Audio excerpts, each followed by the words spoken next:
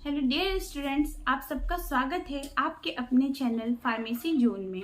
मैं अनुपमा शुक्ला आप लोगों को पैथोफिजियोलॉजी सब्जेक्ट पढ़ा रही हूँ।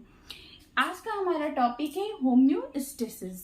ये जो सबसे पहले हम ये जानते हैं कि होम्योस्टेसिस जो है डिराइव किससे हुआ है। ये हमारे दो ग्रीक वर्ड से डिराइव हुआ है।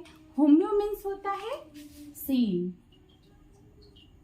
और स्टेसिस मीन्स स्टेबल। होम्योस्टेसिस, पहले हम ये जानते हैं होम्योस्टेसिस होता क्या है। जो भी हमारा नॉर्मल फंक्शन होता है वो एक सेट पॉइंट, या तो हमारा जो कहा जाए जो बायोकेमिकल्स होते हैं हमारे बॉडी में, और जो हमारा फिजियोलॉजिकल फंक्शन होता है विद इन नॉर्मल फंक्शन, उसका एक नॉर्मल फंक्शन में रहता है जिसका एक सेट पॉइंट होता है। जैसे कि हमारा बॉडी का टेम्परेचर हुआ वो 37 डिग्री सेल्सियस है। पीएच हुआ, पीएच भी हमारा क्या होता है, नॉर्मल होता है। हमारा ब्लड ग्लूकोज लेवल क्या हुआ, उसका भी एक सेट पॉइंट है।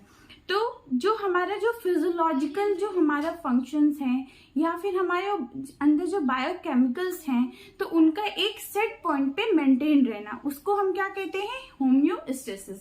अगर थोड़ा भी इसमें से डिविएशन हो जाता है, अगर नॉर्मल फंक्शन से थोड़ा भी अगर चेंज हो जाता है, तो हमारा होम्योस्टेसिस क्या होता है, वो डिस्टर्ब हो जाता है, वो मेंटेन नहीं रहता है। जैसे हमारा होम्योस्टेसिस में हमारा जो रेगुलर फंक्शन, जैसे कि हमारा किडनी क्या करता है, एक्सक्रीट आउट करता है जो भी हमारा वेस्ट मटेरियल है।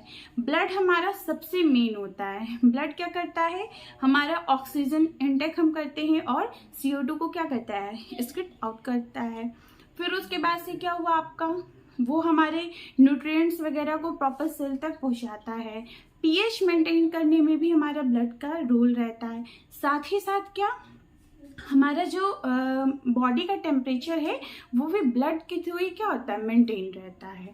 तो ये कुछ जो है एग्जांपल्स जो हैं हमारा जो है ये हमारे नॉर्मल फंक्शंस के हैं। हमारे इलेक्ट्रोलाइट बैलेंस वगैरह ये सब हमारे किस में आ जाएंगे, होम्योस्टेसिस। मतलब ये नॉर्मल हमारा जो भी फंक्शन है एक सेट पॉइंट पे, मतलब ये जो होता है मेंटेन होता है एक सेट पॉइंट पे।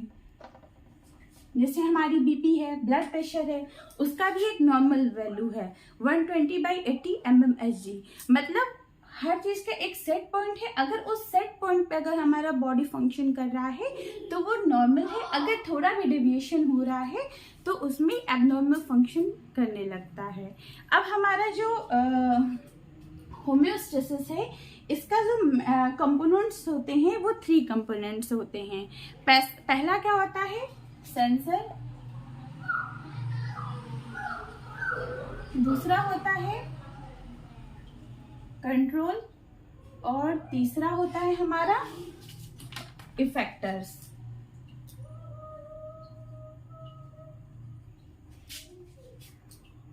पहला हमारा हुआ सेंसर,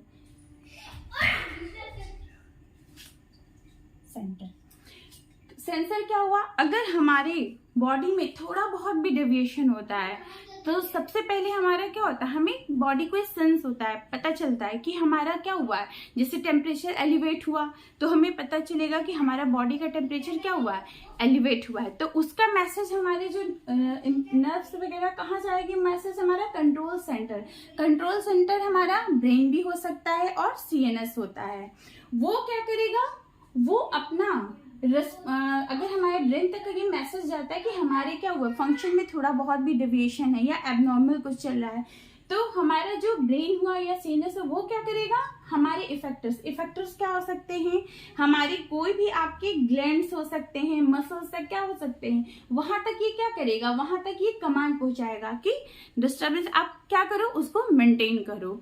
तो ये हमारा जो होता है होम्योस्टेसिस में हमारे ये जो होते हैं ये कंपोनेंट्स होते हैं, मेन हमारे कंपोनेंट्स होते हैं। सेंसरी का क्या होता है, वो अगर थोड़ा भी अगर हमारा जो नॉर्मल फंक्शन डिसबैलेंस हो रहा है या अल्ट्रेशन हो रहा है तो उसको वो क्या करता है, वो फर्स्ट उसको वो सेकंड हमारा जो कंपोनेंट है उस तक क्या करता है, मैसेज पहुंचाता है। सेकंड कंपोनेंट में हमारे क्या हुआ, ब्रेन हो गए या सीएनएस हुआ, वो क्या करता है, वो मैसेज भेजता है हमारे इफेक्टर्स। इफेक्टर्स में क्या हुआ, मसल्स हो गए हमारे या कोई ग्लैंड्स हो गए, उनको कि हमारे में क्या है, नॉर्मल फंक्शन में थोड़ा डिविएशन है, अब क्या करना है, उसको नॉर्मल लाना है। तो ये हमारे 3 कंपोनेंट्स हो गए। अब हमारा आता है टाइप्स ऑफ फीडबैक मैकेनिज्म। हमारे टाइप्स ऑफ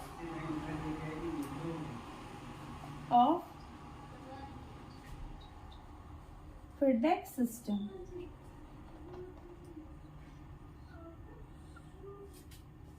पहला हमारा आता है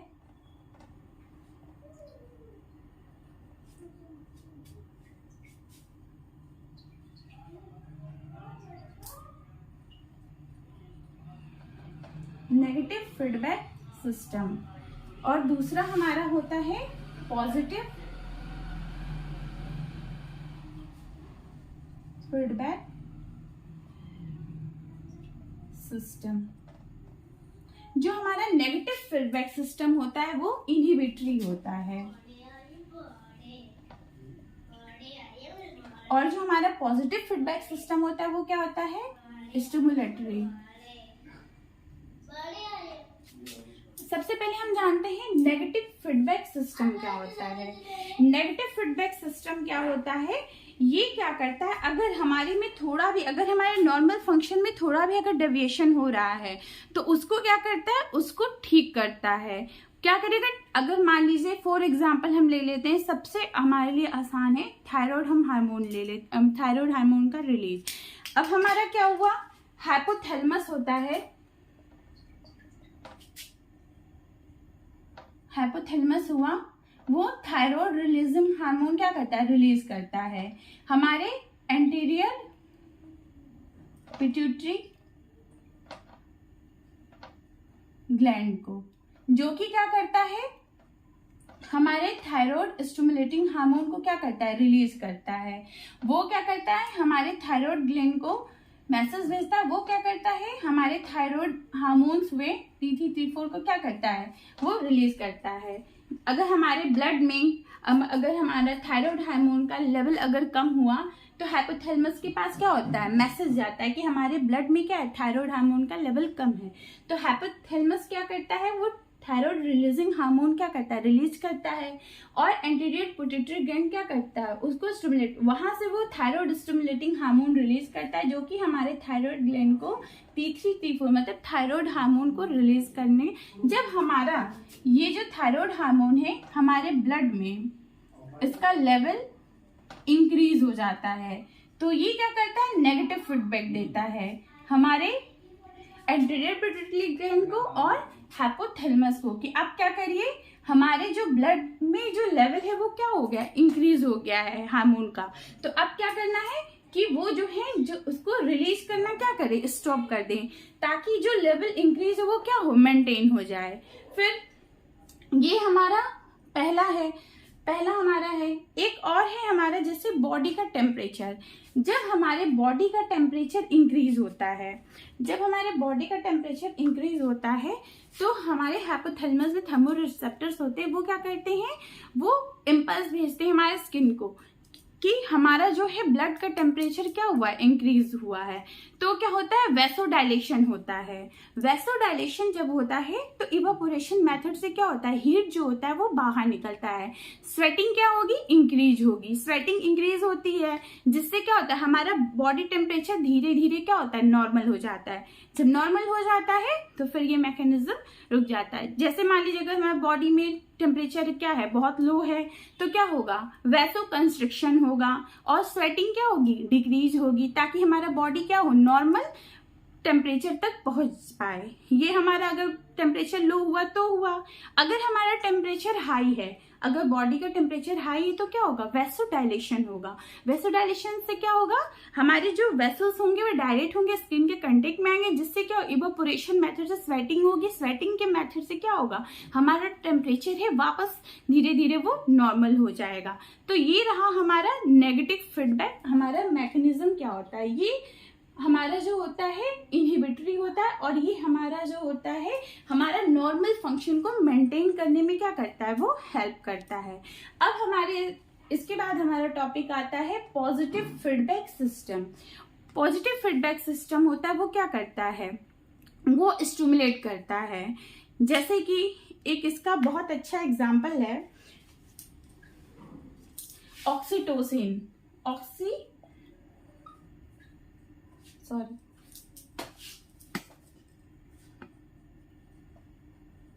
ऑक्सीटोसिन का रिलीज होना, या तो ब्लड की क्लॉटिंग हुई। सबसे पहले क्या हुआ, बेबी जो क्या है सर्विक्स पे क्या करेगा, सर्विक्स पे क्या करता है, पुश करता है। तो क्या होगा, ये मैसेज जो है हमारे ब्रेन तक जाता है कि मतलब वहां पे क्या हो रहा है, स्ट्रेचिंग हो रही है। तो फिर ब्रेन क्या करता है, हमारे पिट्यूटरी ग्लैंड को ये मैसेज भेजता है कि आप क्या करिए, ऑक्सीटोसिन रिलीज करने के लिए। तो हमारा क्या होता है, ऑक्सीटोसिन जो है हमारा रिलीज होता है हमारे कहाँ, यूट्रस में, मतलब ब्लड में ऑक्सीटोसिन रिलीज होता है, जो कि क्या करता है, हमारे जो कैडेड ब्लड में हमारे आता है, यूट्रस में आता है। फिर उसके बाद से क्या होता है, हमारा ऑक्सीटोसिन क्या करता है, हमारा जो यूट्रिन होता है उसको क्या करेगा, स्टिमुलेट करेगा, और जब तक कि बेबी क्या हो, पुश ना हो जाए। तो मतलब ये जो हमारा है पॉजिटिव फीडबैक सिस्टम है। मतलब वो एक बार ऐसे हमारा ब्लड क्लॉटिंग में अगर हमारे ब्लड वेसल्स में क्या हुआ, अगर कहीं रप्चर हुआ है तो वहां से केमिकल्स रिलीज होंगे, वो क्या करेंगे, प्लेटलेट्स को एक्टिवेट करेंगे। तब तक एक्टिवेट करेंगे जब तक कि वहां पे क्लॉटिंग ना हो जाए। तो ये हमारा है पॉजिटिव फीडबैक मैकेनिज्म। आपको ये हमारे दोनों टाइप से, जो कि हमारे टाइप्स ऑफ फीडबैक सिस्टम होता है, जो हमारा होम्योस्टेसिस में होता है। मेन हमारा होम्योस्टेसिस का मोटिव ये रहता है कि हमारा क्या हो, फंक्शन जो हो वो एक नॉर्मल रहे। जैसे हम आपको पहले ही बता चुके हैं, बीपी वगैरह एक सेट पॉइंट होता है, हमारा ग्लूकोज लेवल का भी एक सेट पॉइंट होता है, पीएच भी सेट पॉइंट होता है। तो आई होप कि आपको ये वीडियो समझ में आया होगा।